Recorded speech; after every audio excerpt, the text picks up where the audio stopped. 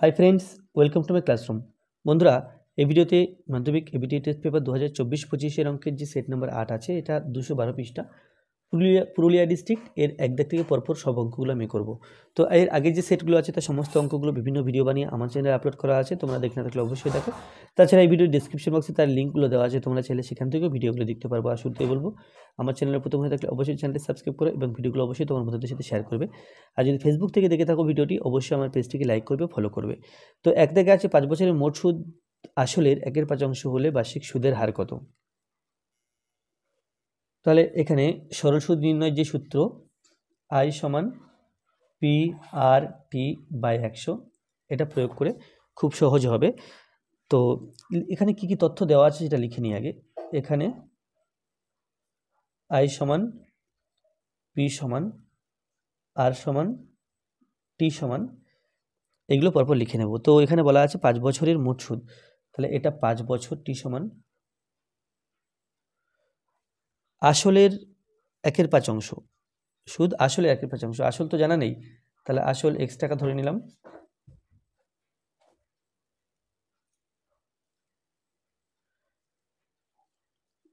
আসলের 1/5, তাহলে সুদ হবে x/5 টাকা।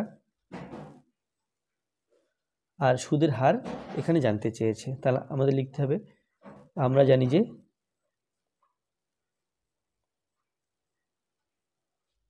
যে I সমান PR/T/100।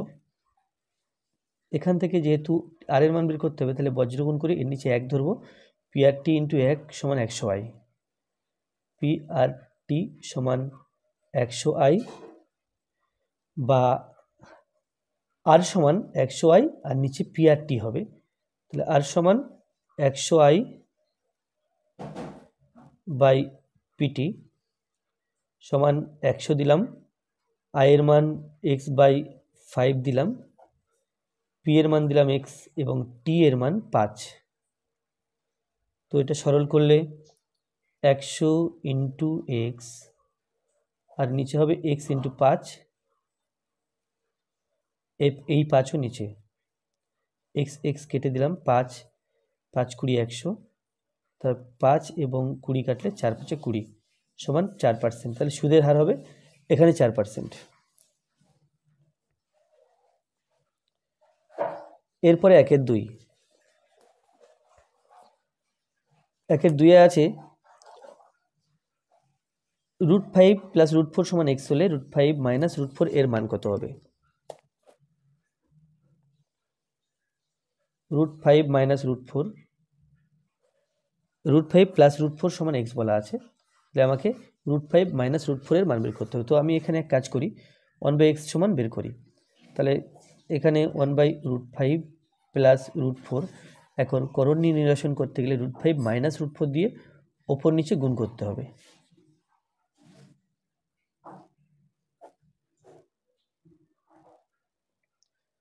তো একের সাথে √5 - √4 গুণ করলে √5 - √4ই হবে, আর √5 কে a, √4 কে b ধরলে a + b × a - b। আমরা জানি যে a² - b², এটা সমান হয় a + b × a - b।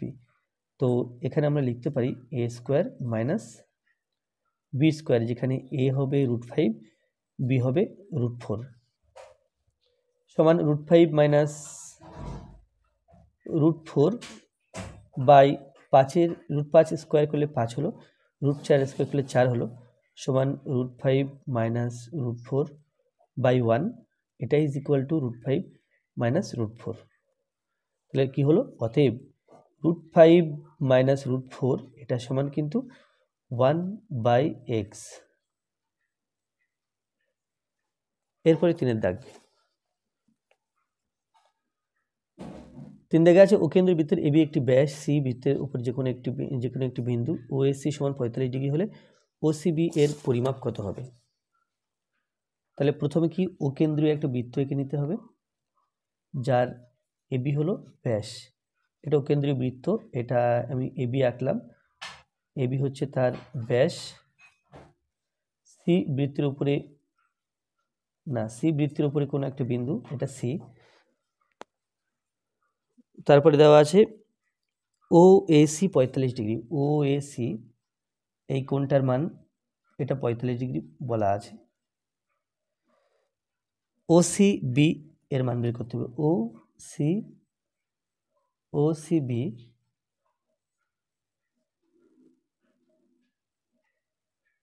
এটা ওসিবি, এই কোণটার মান বের করতে হবে। তাহলে এখান থেকে এই কোণটা 90 ডিগ্রি আমরা জানি, কারণ এটা অর্ধবৃত্তস্থ কোণ। তাহলে এই যে ত্রিভুজ এ বি সি এর এটা 45 ডিগ্রি, এটা 90 ডিগ্রি, তাহলে অবশিষ্ট কোণটা আমরা বলতে পারবো 45 ডিগ্রি। তাহলে এটা আগে লিখে নিই, এ সি বি কোণ এ সি বি অর্ধবৃত্তস্থ কোণ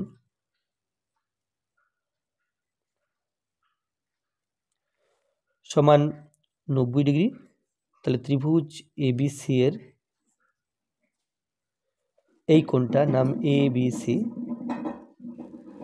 কোণ এবিসি সমান টোটাল 180 ডিগ্রি, তার থেকে একটা 90 ডিগ্রি কোণ বিয়োগ করছি আর একটা 45 ডিগ্রি কোণ বিয়োগ করছি।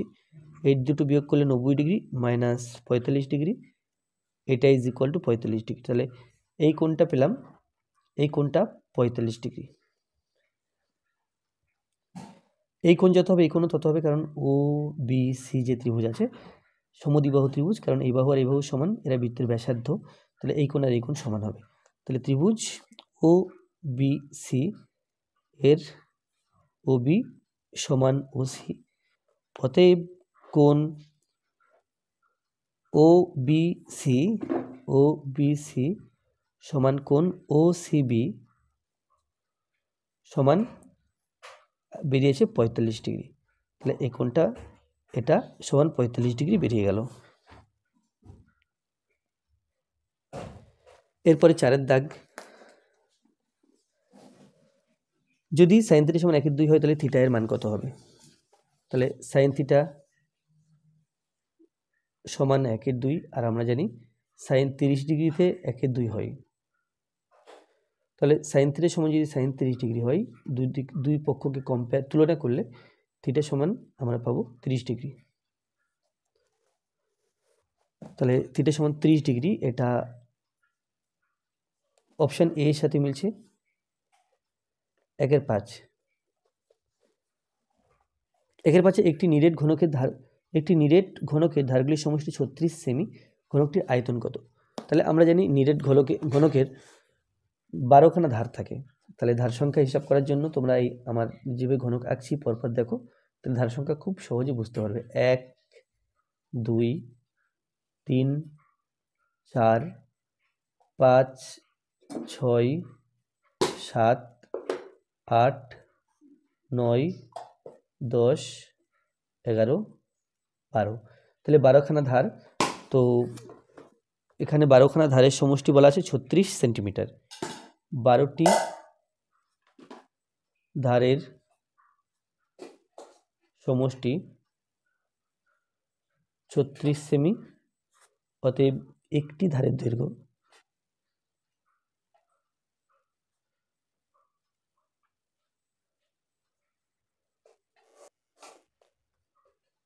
36/12 সেন্টিমিটার সমান 3/36 অর্থাৎ 3 সেন্টিমিটার। অতএব ঘনকটির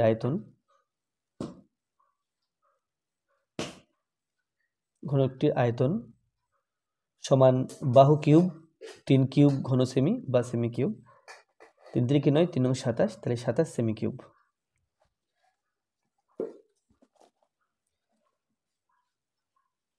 এটা আছে অপশন এ।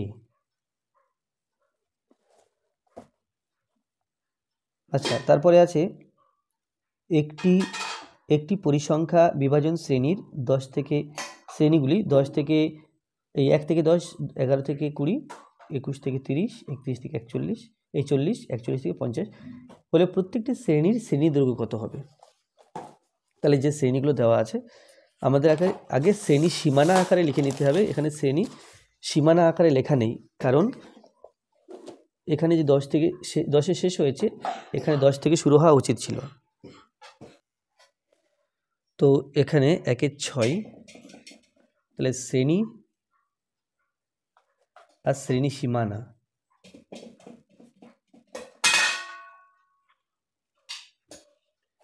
শ্রেণী সীমানা, এখানে শ্রেণী আছে 1 থেকে 10, 11 থেকে 20, 21 থেকে 40, 41 থেকে 50 এরকম আছে।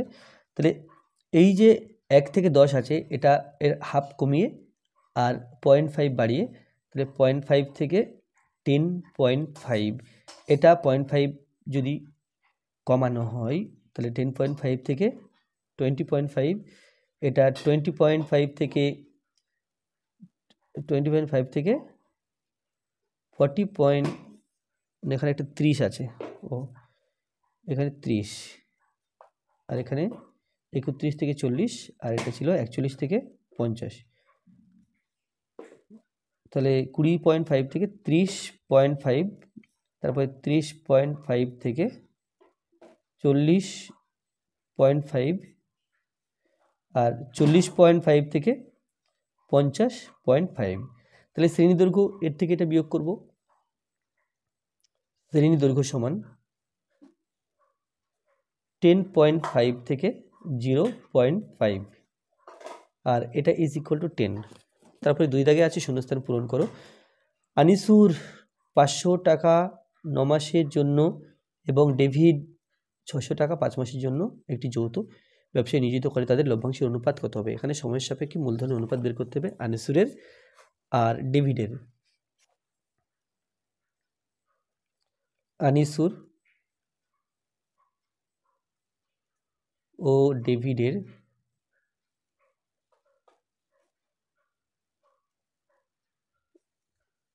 সময়ের সাপেক্ষে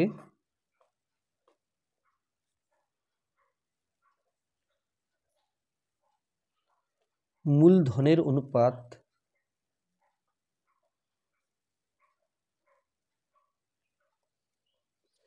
তো আনিসুর দিয়েছেন 500 টাকা 9 মাসের জন্য, আর ডেভিড দিয়েছেন 600 টাকা 5 মাসের জন্য। তাহলে ইন্টু 5, এখানে 9 গুণ হলো, এখানে 5 গুণ হলো, তাহলে 5 নং 45 0 0 ইস টু 5 ছক 30, এখানে 30 0 0, তাহলে 100 দিয়ে ভাগ করলে 45 ইস টু 30, আর 15 দিয়ে ভাগ করলে 3 15 45, আর 15 দুগুণে 30।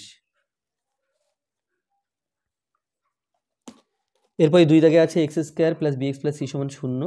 দ্বিঘাত সমীকরণে বীজদ্বয় বাস্তব ও সমান হলে b স্কয়ার সমান কত হবে? তাহলে এখানে আছে ax square plus 2bx minus c সমান 0। তাহলে এর বীজদ্বয় বাস্তব ও সমান বলা আছে, তাহলে এর নিরূপক সমান 0 হবে। নিরূপক সমান 0 বা বি স্কোয়ার মাইনাস 4ac, এটা সমান নিরূপক হয়। তো এখানে বি জায়গাতে 2b আছে, তাহলে হলো বি স্কোয়ার মাইনাস 4ac, এটা সমান 0 লিখতে হবে। তাহলে এখানে a মানে a, আর c এর জায়গাতে মাইনাস c আছে। বা 2 দুগুণ 4 b square minus minus minus plus 4ac, এটা সমান 0। আমাকে বের করতে হয় বি স্কোয়ার সমান, তাহলে এখান থেকে লেখা যায় 4b স্কোয়ার সমান মাইনাস 4ac, কারণ 4ac-টাকে ডান দিকে নিয়ে গেলে প্লাসটা মাইনাস হয়ে যাবে। এরপরে বি স্কোয়ার সমান মাইনাস 4ac বাই 4, 4 4 কেটে দিলাম, তাহলে হয়ে গেল মাইনাস এসি। তাহলে অতএব বি স্কোয়ার সমান মাইনাস এসি। তারপরে 3 দাগে আছে দুটি কোণের সমষ্টি ড্যাশ হলে তাদেরকে পরস্পরের পূরক কোণ বলা হয়, আমরা সম্পূরক কোণ বলা হয়। আমরা জানি দুটি কোণের সমষ্টি যদি 180 ডিগ্রি হয় তাহলে পরস্পরকে সম্পূরক কোণ বলা হয়, তাহলে ওখানে হবে 180 ডিগ্রি। তারপরে 4 দাগে আছে যে সাইন থিটা থিটা এর সর্বোচ্চ মান ড্যাশ, 2/4 সাইন 3 থিটা এর সর্বোচ্চ মান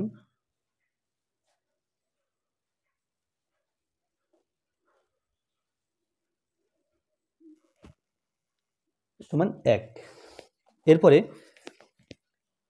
5 দাগে আছে একটি নিরেট গোলককে গলিয়ে একটি নিরেট লম্ববৃত্তাকার চোঙ তৈরি করা হলে চোঙ ও এই গোলক ও চোঙের ড্যাশ সমান হবে, এখানে আয়তন সমান হবে। এখানে আয়তন সমান আর 6 দাগে আছে কিছু ছাত্রের বয়স হলো 10 9 10 10 11 9 13 8 14, এদের বয়সের মধ্যমা হলো ড্যাশ বছর। তাহলে যে বয়সগুলো দেওয়া আছে তাদের মানের ঊর্ধ্বক্রমে সাজাতে হবে। প্রদত্ত বয়সগুলিকে মানের ঊর্ধ্বক্রমে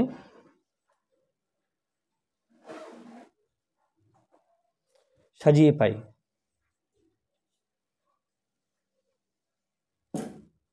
তাহলে এখানে 8, 9, 10, 11, 13, 14, 1 2 3 4 5 6।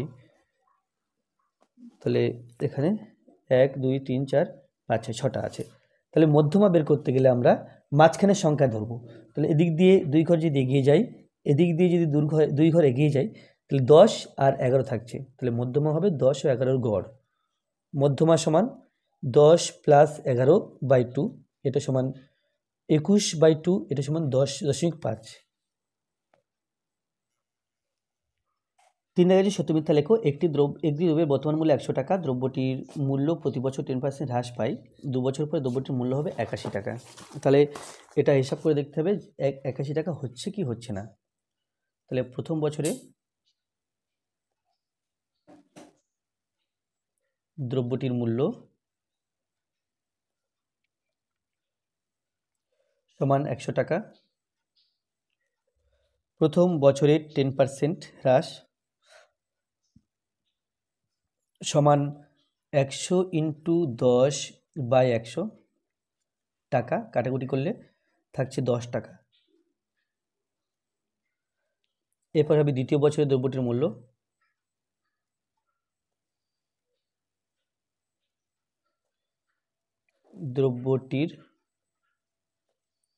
মূল্য, সমান 100 থেকে 10 টাকা বিয়োগ করলে 90 টাকা। দ্বিতীয় বছরের 10% হ্রাস সমান 90 × 10/100, তাহলে কাটাকুটি করলে 10, এখানে 9, এটা কাটা করলে 1, তাহলে সমান 9 টাকা। তাহলে 2 বছর পরে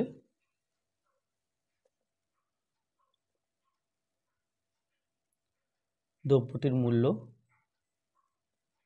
সমান 90 - 9 টাকা সমান 81 টাকা। তারপরে তাহলে এটা সত্য, কারণ প্রশ্নে 81 টাকাই বলা ছিল। 3-এর 2 দাগ। 3-এর 2 দাগে বলা আছে যে যদি x সমানুপাতি y হয় তাহলে x⁴n সমানুপাতি y⁴n হবে।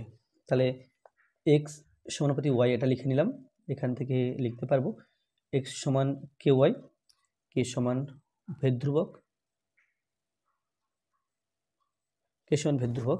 উভয় পক্ষকে যদি n ঘাত উভয় পক্ষকে চাপাই, তাহলে এটা হচ্ছে x⁴n সমান ky n, তাহলে k⁴n × y⁴n। তাহলে এখান থেকে পাচ্ছি x⁴n সমান, এটা তো ধ্রুবক, তাহলে পাওয়ার n থাকলে সেটা ধ্রুবক হবে, ধ্রুবক ইন্টু y⁴n। এখান থেকে বলা যায় x⁴n সমানুপাতি y⁴n। তাহলে প্রশ্নে এটাই বলা ছিল, তাহলে এটাও সত্য। তারপরে 3-এর 3। 3-এর 3-এ আছে তিনটি সরলরেখা দিয়ে সমরেখ বিন্দু দিয়ে একটি মাত্র বৃত্ত অঙ্কন করা যায়। এটা মিথ্যা, কারণ 3খানা সমরেখ বিন্দু দিয়ে কোনো বৃত্তই অঙ্কন করা যায় না। যদি আমরা এরকম সমরেখ বিন্দু 3টি নিই, বৃত্ত আঁকলে যে কোনো একটা সাইড হয়ে যাবেই, অর্থাৎ একটা বিন্দু সবসময় বৃত্তের বাইরে বা বৃত্তের মধ্যে থাকবে, সুতরাং কোনো বৃত্ত অঙ্কন করা যাবে না। এরপরে 3-এর 4। 3-এর 4-এ আছে যে একটি নিরেট লম্ববৃত্তাকার শঙ্কুর আয়তন v এবং ভূমির ক্ষেত্রফল a বর্গ একক হলে শঙ্কুটির উচ্চতা হবে 3b/a। তাহলে শঙ্কুটির ভূমির ব্যাসার্ধ ধরে নিই, মনে করি শঙ্কুটির ব্যাসার্ধ r ও উচ্চতা h। অতএব এখানে আছে শঙ্কুর আয়তন ভি, ভি সমান 1/3 পাই আর স্কয়ার এইচ, আর এ সমান এখানে ভূমির ক্ষেত্রফল, তাহলে পাই আর স্কয়ার হবে।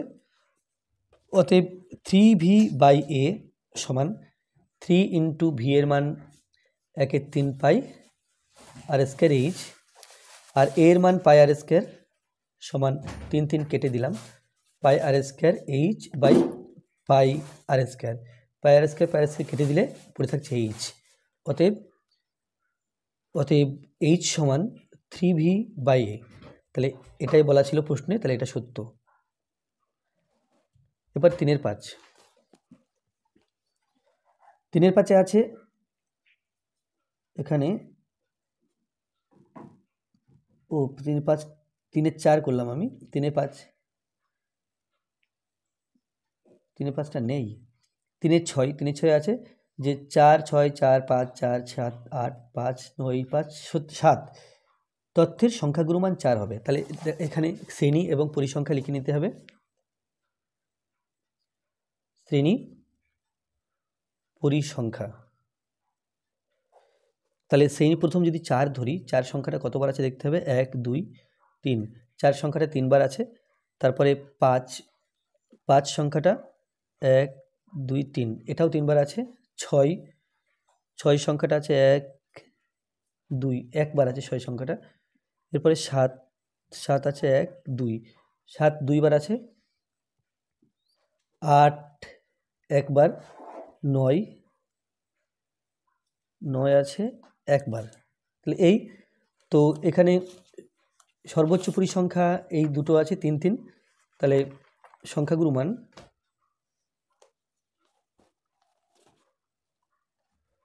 সমান 4,5।